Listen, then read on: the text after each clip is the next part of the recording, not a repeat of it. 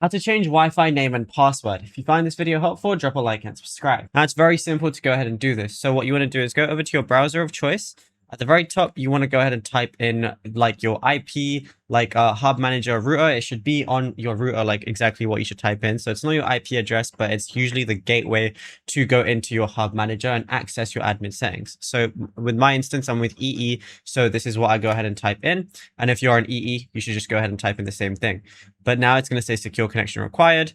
Go ahead and press advanced and then go ahead and press it. Now it's going to show this hub manager. It might ask you to log in, and for your admin password, it's going to show it at the back of your router as well.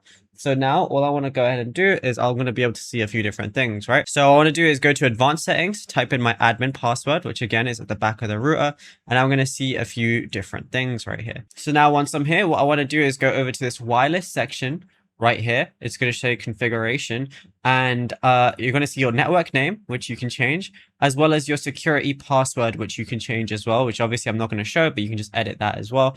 And then of course you can change any other settings. Once you're happy with it, go ahead and press save at the top right, and then that's it. You'll be good to go.